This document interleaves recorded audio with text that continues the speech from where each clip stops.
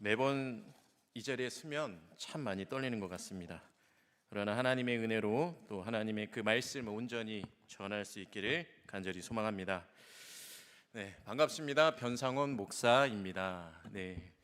저와 여러분의 만남이 하나님의 섭리 가운데 정말 귀하고 값진 그런 만남이기를 간절히 소망합니다. 우리 옆 사람을 바라보시면서 이렇게 한번 인사해 볼까요? 예수를 바라봅시다. 온전히 예수를 바라보는 운남의 성도님들이 되시기를 축복합니다. 여러분, 인생이란 무엇을 바라보느냐에 따라서 좌우됩니다. 내가 무엇을 바라보는가, 그리고 그 대상을 언제 그리고 어떻게 바라보는가에 따라서 우리의 삶의 방향은 달라집니다. 쉽게 예를 들어서 공부 잘하는 학생들은 시험에 나올 만한 문제를 미리 풀어보죠. 그렇지 못한 학생은 어떻게 됩니까? 시험지를 받고 나서 그 문제를 봅니다. 안 그러셨나요? 저는 그랬는데 사업을 잘하는 사람은 다른 사람보다 한 발 먼저 봅니다. 사실 아주 많이 앞서는 것도 아닙니다. 그냥 조금 빨리 볼 뿐입니다. 바둑을 두는 분들의 이야기를 들어보면 하수는 그냥 당장 코앞에 있는 그것만을 보는데 고수는 그보다 몇 수 앞을 내다본다고 합니다. 여러분이 인생을 지혜롭게 사는 사람은 눈앞의 형상뿐만 아니라 그 뒤에 있는 핵심을 볼 줄 압니다. 그런데 반대로 죽을 길인데도 무조건 달려가는 사람들이 있습니다. 그들은 열심히 달려갑니다. 하지만 방향이 잘못되었기 때문에, 잘못 봤기 때문에 오히려 그 열심히 달려가는 것이 어찌 보면 더 허망하게, 더 빨리 멸망의 길로 향해 달려가는 꼴이 되고 맙니다. 이처럼 무엇을 바라보느냐, 무엇을 보느냐, 이것이 우리의 인생의 무게와 깊이를 결정짓는 중요한 기준과 잣대가 되는 것입니다. 오늘 본문에서 예수님을 바라봤고 예수님 때문에 새로운 눈이 뜨여진 두 사람의 이야기를 만나게 됩니다. 예수님이 여리고로 떠나실 무렵이었습니다. 그 길은 십자가를 지시기 위해서 예루살렘을 향해 가시는 도중이었습니다. 그리고 이 길 끝에는 자신의 죽음이 있다고 하는 것을 이미 예수님은 알고 계셨습니다. 그런 예수님 앞에 두 사람의 눈먼 사람, 맹인이 등장합니다. 그들은 동냥을 하기 위해서 그 자리를 지키고 있었습니다. 그들의 귀에 사람들의 발자국 소리가 들리기 시작했습니다. 아마도 그들이 처음 기대했던 것은 어떻게 하면 조금의 동정이라도 사서 돈을 조금 얻을 수 있을까였을 것입니다. 그런데 지나가는 사람 중에 예수님이 계시다는 사실을 듣는 순간 그들의 돈 몇 푼 얻으려고 하는 기대는 사라져 버렸습니다. 그리고 더 엄청난 기대가 그들의 마음을 채우기 시작했습니다. 그들은 예수님을 통해 자신의 눈이 고쳐질 수 있다라는 소망을 품게 된 것입니다. 우리 본문 30절의 말씀을 제가 다시 읽겠습니다. 맹인 두 사람이 길가에 앉았다가 예수께서 지나가신 다음을 듣고 소리질러 이르되 주여 우리를 불쌍히 여기소서 다윗의 자손이여 하니. 아멘. 여러분, 우리는 먼저 잠시 예수님의 마음이 어떠했을까를 생각해 보면 좋을 것 같습니다. 얼마나 그 마음이 복잡하셨을까요? 자신의 죽음을 향해 걸어가고 계신 그 예수님의 마음에는 그 어느 누구도 헤아릴 수 없는 그냥 외로움과 또 고독이, 피할 수 있다면 피하고 싶은 큰 고통에 대한 두려움이 있었을 것입니다. 분명 예수님의 마음은 평온과는 거리가 멀었을 것입니다. 그런데 예수님의 오늘의 반응, 의외의 반응입니다. 예수님께서 바쁘고 또한 무겁고 힘든 발걸음을 멈추시고 간절히 부르짖는 두 맹인의 눈을 고쳐주신 것입니다. 두 맹인의 간절한 믿음이 그 예수님의 발길을 멈추게 한 것입니다. 예수님의 은혜를 받게 한 것입니다. 오늘 첫 번째로 나눌 메시지가 바로 이것입니다. 간절히 예수를 바라봄으로 하나님이 주시는 은혜의 때를 놓치지 말아야 한다라는 것입니다. 몸이 불편한 자들이 천대받던 시절, 그 길가에서 구걸하던 눈먼 두 사람에게 예수님이 그들의 앞을 지나가신다고 하는 것은 일생일대의 엄청난 기회였을 것입니다. 언제 다시 만날지 모를 기회였어요. 아니, 정확히 말하자면 다시 돌아올 수 없는 절호의 찬스였을 것입니다. 그들은 자신들의 앞에 찾아온 기회를 놓치지 않았습니다. 여러분, 이것은 우리에게도 그대로 적용되어야 할 말씀인 것입니다. 우리에게도 하나님이 주시는 분명한 기회가 있습니다. 바로 그 기회의 때, 하나님이 주시는 은혜의 때를 놓치지 않아야 한다라는 것입니다. 우리 이사야 55장 6절의 말씀을 한번 함께 읽도록 하겠습니다. 이사야 55장 6절의 말씀입니다. 시작.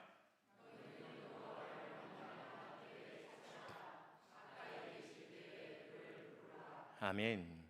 여러분, 만날 만한 때, 그 기회란 바로 깨닫는 때를 일컫습니다. 아, 지금 이렇게 말씀하시는 거구나라고 생각되는 바로 그때를 놓치지 않아야 한다는 것입니다. 여러분, 생각해 보세요. 예수님의 십자가로 가는 그 길, 얼마나 많은 사람들이 그분을 둘러싸고 있었겠습니까? 도무지 두 맹인이 예수님을 부를 수 있는 상황이 아니었을 것입니다. 하지만 그들은 자신들에게 주어진 이 고침의 기회를 잃어버리지 않았습니다. 이게 중요하다라는 것입니다. 어떤 노인이 그림 한 장을 가지고 유명한 화가를 찾아갔습니다. 선생님, 이 그림을 봐주십시오 했더니 그 화가는 그 그림을 보고 상당히 놀랐습니다. 그래서 이렇게 물었습니다. 누가 이 그림을 그렸습니까? 그러자 그 노인이 대답합니다. 이것은 12살 된 소년이 그린 그림입니다. 화가는 다시 한번 더욱 놀라서 이렇게 말했습니다. 당장 그 소년을 내게 데려다 주십시오. 내가 그를 이 시대의 최고의 화가로 키울 수 있을 것 같습니다. 노인은 그 이야기를 듣고 한참 동안 공허하게 허공을 응시하며 생각에 잠기더니 이렇게 대답했다고 합니다. 죄송합니다. 그것은 불가능한 일입니다. 그 12살 어린 소년은 바로 저였기 때문입니다. 사랑하는 여러분, 하나님이 주시는 기회 언제나 내 곁에 있을 것이라고 생각하지 마십시오. 분명 하나님이 주시는 기회는 내 앞을 지나갑니다. 그리고 한 번 떠나간 기회는 다시 오지 않습니다. 하나님께서 주시는 깨달음의 때, 나음의 때, 또 회복의 때, 바로 하나님의 그 은혜의 때를 놓치지 마시기 바랍니다. 두 번째로는 예수님을 보더라도 바르게 봐야 한다라는 것입니다. 지금 이 두 맹인은 본문에서 예수님에 대해 두 번이나 이렇게 부르고 있습니다. 주여, 우리를 불쌍히 여기소서, 다윗의 자손이여 하는지라. 여러분, 이 다윗의 자손이라고 하는 호칭, 특별한 의미를 가지고 있는 것을 우리는 알고 있습니다. 무엇입니까? 바로 메시아라는 의미입니다.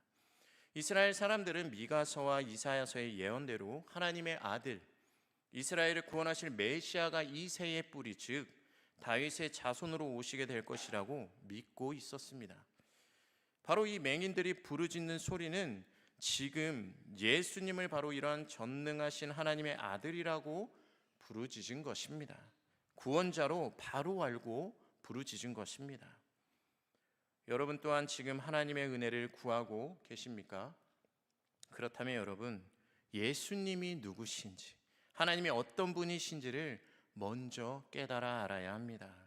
바르게 알 때 바르게 부르짖을 수 있는 것입니다. 허공을 향해 부르짖으면 안 되는 것입니다. 어딘가 누군가가 내 정성을 보고 그저 응답하겠지 생각하고 어딘지도 모를 신에게 구하는 것처럼 구해서는 안 된다라는 것입니다. 하나님의 하나님 되심과 예수 그리스도에 대한 온전한 그 암과 믿음이 우리 안에 있을 때 우리의 부르짖음의 간절함과 또 주님을 향한 무한한 신뢰가 생기게 되기 때문입니다. 그럴 때 우리 삶에, 바로 나에게 주님의 역사가 일어나는 것입니다. 세 번째로는 예수님을 바라보며 간절함으로 자비와 긍휼을 구해야 한다라는 것입니다. 오늘 본문 30절과 31절의 말씀을 다시 한번 함께 읽어보도록 하겠습니다. 시작. 맹인 두 사람이 길가에 앉았다가 예수께서 지나가신다함을 듣고 소리질러 이르되 주여 우리를 불쌍히 여기소서 다윗의 자손이여 하니 무리가 꾸짖어 잠잠하라 하되 더욱 소리질러 이르되 주여 우리를 불쌍히 여기소서 다윗의 자손이여 하는지라. 아멘. 여러분, 두 구절 속에서 두 맹인의 태도에 우리가 주목해 봐야 할 점은 그들이 지금 소리를 질러 긍휼을 구하고 있다라는 것입니다. 이 소리를 지르다라고 하는 말은 헬라어로 카라조라는 단어인데, 이 단어의 쓰임은 비명, 고통에 찬 비명을 표현할 때나 아니면 미친 사람의 고함 또는 출산할 때 여인의 외침 같은 곳에 사용되던 단어입니다. 성경 속에서 이 단어의 예를 들자 보면 마태복음 15장 22절에 자신의 딸을 고쳐달라고 한 가난한 여인의 부르짖음, 또 예수님께서 십자가의 마지막 운명하실 때 소리 지르셨다고 하는 말씀에 사용된 단어입니다. 지금 이런 비명을 지르듯이 두 맹인이 예수님께 외쳤다고 하는 말의 의미가 무엇입니까? 그만큼 그들에게는 간절했다라는 것입니다. 이번이 아니면, 이 기회가 아니면 안 된다고 하는 것을 알고 지금 이분이 아니면 안 된다 믿고 부르짖은 것입니다. 그리고 이렇게 간절한 마음으로 부르짖은 이들의 외침 소리는 무엇이었습니까? 불쌍히 여겨달라고 하는 것이었습니다. 주여 은혜를 베풀어 달라고 하는 것이었습니다. 사랑하는 여러분, 우리에게 자격이 있어서 하나님의 은혜를 구할 수 있는 게 아닙니다. 주님께서 그저 나를 불쌍히 여겨주셔서 우리가 구할 수 있는 것입니다. 주님의 자비와 긍휼만이 우리의 희망인 것입니다. 하나님의 자비를 구하십시오. 그리고 그분의 긍휼을 구하십시오. 내 자격과 조건을 가지고 뭐가 더 필요하냐라는 것입니다. 오히려 자신의 능력으로, 그냥 자신이 가지고 있는 지식으로 다른 이들에게, 다른 사람들에게 뭘 좀 해줄까를 궁리합니다. 하지만 여러분, 기억하시기 바랍니다. 하나님께서 공의로 판단하신다면 과연 우리 가운데 어느 누가 하나님 앞에 설 자격이 있겠습니까? 사람하고 비교해서 우리가 그저 깨끗해 보이는 것이고, 사람하고 비교하니까 내게 능력이 조금 있어 보이는 것이지, 우리 주님 앞에 우리가 어떻게 깨끗하다고 말할 수 있겠습니까? 주님 앞에서 내가 어떻게, 주님 괜찮습니다, 제가 할 테니 가만히 계세요, 이렇게 말할 수 있겠습니까? 이건 교만입니다. 나아가 자신을 우상화하는 죄악일 뿐입니다. 그렇게 우리가 기대하고 구할 수 있는 것은 무엇뿐입니까? 오직 주님의 자비와 긍휼뿐인 것입니다. 네 번째로는 예수를 바라봄으로 방해를 넘어서는 용기 있는 믿음을 가져야 한다는 것입니다. 여러분, 은혜를 받으려고 하면 꼭 뭐가 뒤따르죠? 방해가 뒤따릅니다.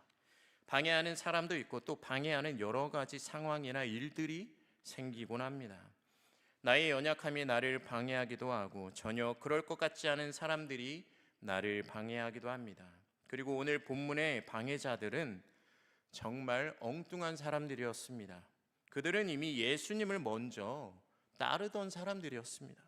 우리로 따지자면 먼저 예수를 믿은 자, 교회의 기득권자들이라고 할 수 있을 것입니다. 멀리 있던 사람이 아니라 주님 가까이 있던 사람들이 방해자가 되었다고 하는 것입니다. 다른 사람도 아닌 바로 내가 다른 사람들, 특별히 믿음이 어린 사람들의 강구를 막는 사람이 될 수도 있다라는 것입니다. 사랑하는 성도 여러분, 오늘 본문의 이 사람들이 왜 두 맹인들이 소리 지르는 것을 못하게 했다고 생각하십니까? 그건 자신들이 예수님의 말씀을 듣는데 그들의 속일 소리가 방해가 된다고 생각했기 때문입니다. 또 먼저 자신들의 문제를 알아야 하는데 이 맹인들의 소리가 그것을 막고 있다고 생각했을 수도 있습니다. 쉽게 말해 내가 더 사랑받기 위해서 내 욕심, 내 이기심으로 인해서 다른 사람이 예수님께 가까이 가는 것을 막았다라는 뜻입니다. 어찌 보면 참으로 이기적인 일입니다. 하지만 실제로 지금 우리가 하고 있는 행동일 수도 있다라는 것입니다. 그리고 이들이 막은 이유는 맹인들의 간절함을 몰랐기 때문일 수도 있고 그들이 부르짖고 있는 내용이 돈을 달라고 하는 것인 줄 그들이 착각했을 수도 있습니다. 또 한편으로는 편견 때문일 수도 있습니다. 아니, 너 같은 것이 어떻게 예수님께 나아갈 수 있냐? 다른 사람은 몰라도 너는 안 되지. 적어도 예수를 믿으려면 나 정도는 돼야지. 이런 생각을 가졌을 수도 있습니다. 여러분, 다른 사람이 아닌 혹여 예수를 잘 믿는다고 하는 내가 지금 예수님을 가리고 있지는 않는지 우리 성도님들도 한번 돌아보시기 바랍니다. 어찌됐든 이 두 맹인은 이러한 무수한 수많은 방해 속에서도 어려운 상황 가운데서도 포기하지 않았습니다. 그들은 끈질기게 구했습니다. 오늘 본문 31절 중반절에 이렇게 말씀하고 있습니다. 더욱 소리질러 이르되. 그리고 여러분, 같은 본문을 기록하고 있는 마가복음 10장 48절은 이런 방해가 있을 때 이들의 태도를 그가 더욱 크게 소리질러 이르되 라고 표현하고 있습니다. 누가복음도 마찬가지예요. 18장 39절에 그가 더욱 크게 소리질러 이렇게 말씀하고 있습니다. 즉 악을 쓴 겁니다. 비명을 지르듯이 몸부림을 친 것입니다. 지금 여러분들의 모습은 어떻습니까? 작은 방해만 있어도 그래 어쩔 수 없지 그리고 쉽게 포기하고 있지는 않습니까? 너무 안일하게 아니면 너무 평온하게 너무 무던하게 신앙생활을 하고 계시진 않습니까? 성도 여러분, 방해와 핍박 앞에서도 우리는 끝까지 나아가야 합니다. 부르짖어야 합니다. 방해가 있을수록 오히려 더 간절함을 가지고 소리 질러야 합니다. 주님을 향한 우리의 간절한 부르짖음이 있을 때 그때에 비로소 주님은 응답하시기 때문입니다. 마지막으로 주님을 볼 때 분명한 기도 제목이 우리 가운데는 있어야 합니다. 32절과 33절의 말씀을 제가 읽겠습니다. 예수께서 머물러 서서 그들을 불러 이르시되 너희에게 무엇을 하여 주기를 원하느냐? 이르되 주여 우리의 눈을 뜨기를 원하나이다. 아멘. 두 맹인의 간절한 부르짖음에 예수님은 발걸음을 멈추셨습니다. 그리고 그들을 부르셨습니다. 그런데 그 다음 장면이 어찌 보면 우리의 상식으로는 잘 이해가 되지 않습니다. 예수님이 그들에게 물으시는 겁니다. 너에게 무엇을 하여 주기를 원하느냐? 여러분, 생각해 보세요. 우리는 눈먼 사람들이 예수님을 부르짖었다면 그의 소원은 당연히 눈을 뜨게 해달라고 하는 것이리라 쉽게 추측할 수 있습니다. 그러나 실제로 그게 아닐 수도 있다라는 거예요. 베드로와 요한이 보았던 성전 미문의 앉은뱅이, 그는 은과 금을 구했습니다. 일어서기를 구하지 못했어요. 그건 아예 기대조차 하지 않았습니다. 그에게는 일어서겠다라는 소망 자체가 아예 없었다라는 거예요. 사랑하는 여러분, 삶의 문제 중에 정말 오랜 시간 동안 굳어진 문제는 오히려 그렇게 사는 게 편해질 때가 있습니다. 어둠 속에 오랜 시간 있으면 그 어둠이 불편하지 않아요. 눈이 적응해서 그 어둠 속에서 생활이 가능해집니다. 그리고 오히려 이런 안정감이 깨어지는 게 싫은 경우도 있습니다. 바로 익숙해지는 것입니다. 지하철에 계시는 노숙자분들을 보면 좀 알 수 있습니다. 그런 분들 가운데 많은 분들이, 물론 모두가 그런 것은 아니겠지만, 노숙자 쉼터로 모셔놓고 규칙적인 생활을 하게 되면 못 견딘다고 합니다. 새로운 생활에 적응하지를 못하는 거예요. 밥도 주고 씻게 해주고 재기할 수 있도록 터전을 마련해줘도 그 규칙적인 생활을 못 견디고 다시 노숙자의 길로 돌아간다는 것입니다. 익숙해진 거예요. 그저 그들의 소원은 다시 정상적인 사회생활을 하는 것이 아니라 몇 푼의 단지 돈과 잠자리가 되어버린 것입니다. 사실 우리도 그럴 수 있다라는 거예요. 전능하신 하나님 앞에 나아가면서 우리의 근본적인 문제를 부르짖지 못하고 그저 은과 금만 구할 수도 있다라는 것입니다. 죄에 익숙해지고 불편한 것에 익숙해져서 그렇게 될 수 있다라는 거예요. 하지만 적어도 오늘 말씀의 이 두 맹인은 그게 아니었던 것을 알 수 있습니다. 이들은 분명한 소원을 가지고 예수님을 불렀던 것입니다. 그들은 낫기를 원했습니다. 여러분 생각해 보세요. 다른 사람도 아니고 하나님이신 예수님, 그분이 그걸 모르겠습니까? 당연히 그들의 소원을 아셨을 겁니다. 그런데도 그들의 기도 제목을 예수님께 구하는 그 내용을 직접 물어보셨다고 하는 거예요. 왜 그랬을까요? 아주 중요한 메시지가 있는데 그것은 하나님께서는 우리의 소원을 너무도 잘 아시고 우리가 무엇을 요구하는지 우리 자신보다 더욱 잘 아시지만 그것보다 우리에게 원하시는 것은 우리가 입술을 열어 주님께 고백하기를 원한다라는 것입니다. 여러분, 주님을 향해 바라는 간절한 기대와 소망이 무엇입니까? 지금 만약 여러분 앞에 예수님께서 나타나셔서 내가 너에게 무엇을 해줄까? 물으신다면 어떻게 대답하시겠습니까? 그 대답이 준비되어 계십니까? 확실한 소망과 기도 제목이 있습니까? 자신의 기도 제목, 자신의 소원, 자신이 무엇을 구해야 하는가를 분명히 하시기 바랍니다. 그리고 분명한 기도 제목을 가지고 주님 앞에 부르짖으며 구하시길 바랍니다. 오늘 본문은 어떤 의미에서는 우리가 어떻게 기도하고 어떻게 응답을 받게 되는가를 보여주는 본문이기도 합니다.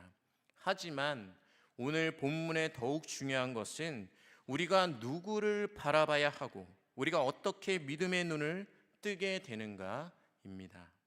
그 어떤 것보다 우리에게 필요한 것은 예수를 바르게 바라보는 것입니다.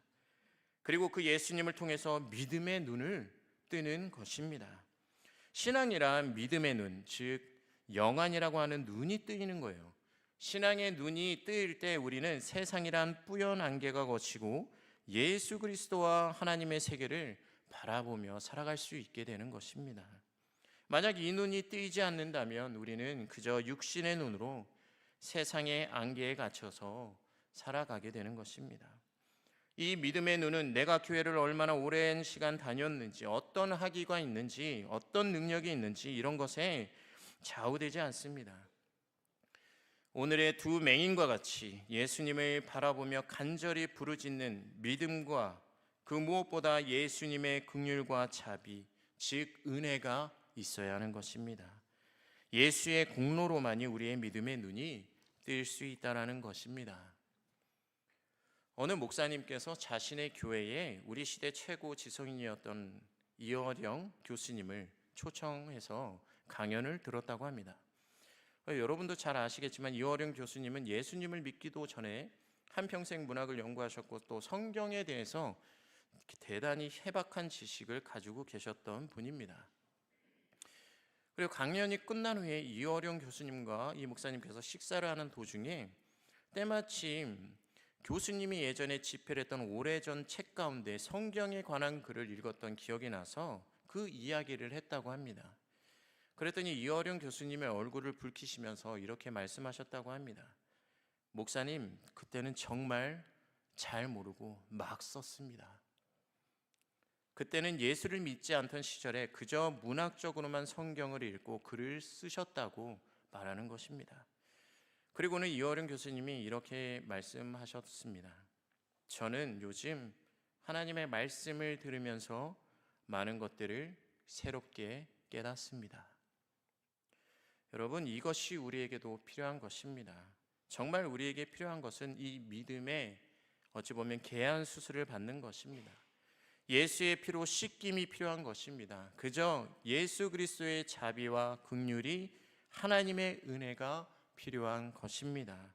그래야 우리가 바르게 보고 그리고 바르게 듣고 바르게 나아갈 수 있는 것입니다. 사랑하는 성도 여러분, 주시는 은혜의 때를 놓치지 마십시오. 간절한 마음과 믿음으로 주님을 향해 부르짖으시기 바랍니다. 방해가 있더라도 그 방해를 뚫고 기도하시고 분명한 마음의 소원을 가지고 믿음의 눈이 찌어지기를 기도하시길 바랍니다. 온전히 예수를 바라봄으로 하나님의 그 위대한 역사와 능력의 현장 가운데 언제나 동참하며 동행하는 우리 모든 운남의 성도님들이 되시기를 간절히 축복합니다.